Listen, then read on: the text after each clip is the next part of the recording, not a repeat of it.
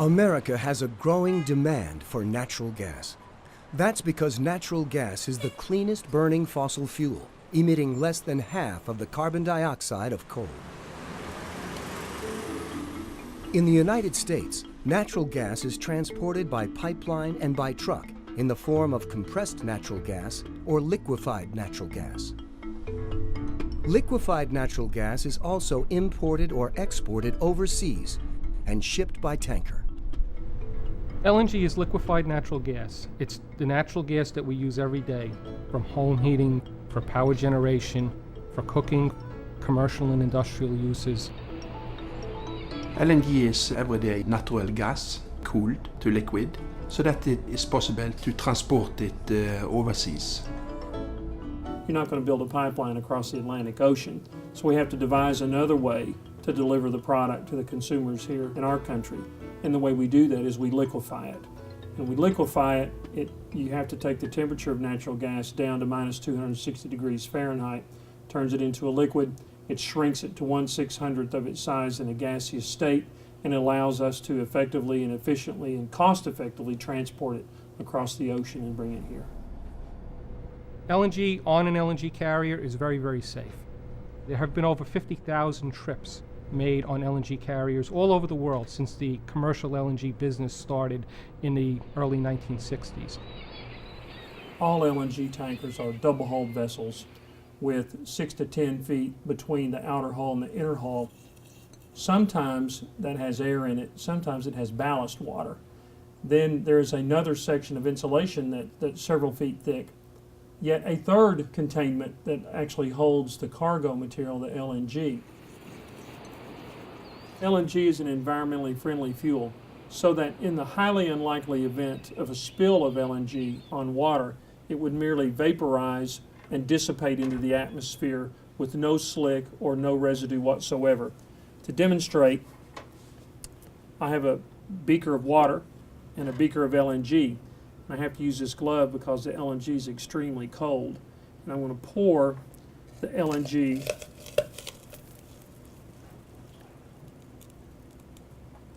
on the water, and you see the LNG is boiling off because the temperature of the water was a lot warmer than the liquefying temperature to keep the natural gas in its liquid state. All that's left is a little bit of ice on top of the water and clean, cold water.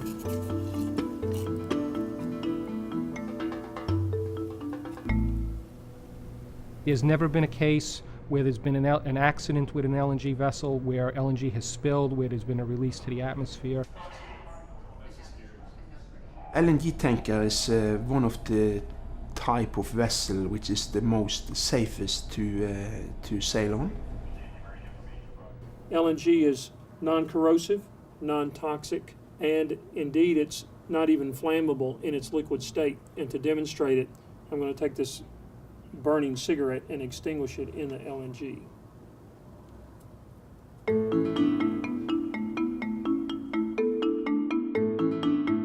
The LNG shipping industry also adheres to high security standards. Tankers are subject to Coast Guard inspection before entering U.S. waters, and every crew member must pass a thorough background check. While entering port, Coast Guard vessels escort tankers in coordination with local law enforcement and environmental authorities. Tankers are maneuvered with extreme precision. and exclusion zones are maintained to keep other vessels at a safe distance. A typical LNG tanker has about 35 million gallons of LNG on it. That's enough to heat 30,000 homes for a year, enough to provide fuel for power generation for about 1 million homes for a week. LNG is produced all around the globe, and by diversifying our energy supplies, we ensure our energy security. LNG plays an important role in fueling homes and businesses, but before it can be distributed, it must be regasified at an LNG terminal. The Everett Marine Terminal, located just outside of Boston, is the longest-running facility in the United States. It supplies 20% of New England's natural gas. The Everett Terminal's been in operation continuously since 1971. We've unloaded almost 1,000 ships here, safely and without incident. We're very proud of our track record, and the industry is as well.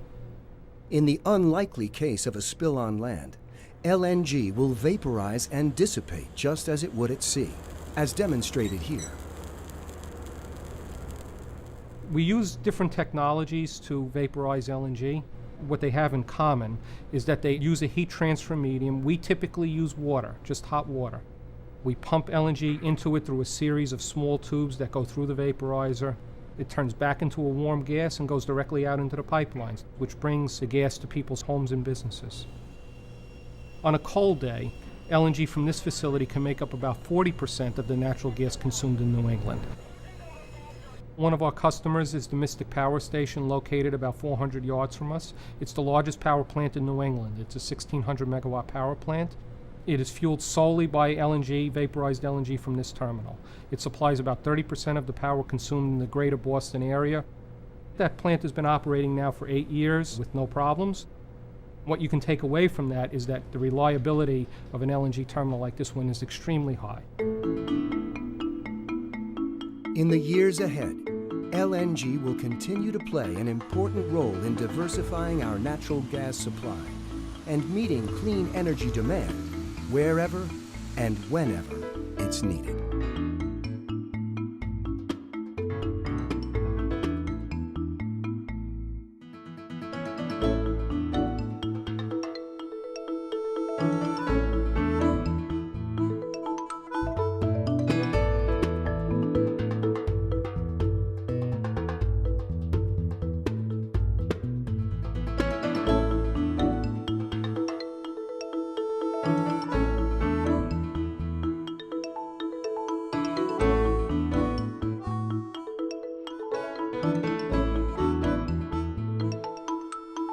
Thank you.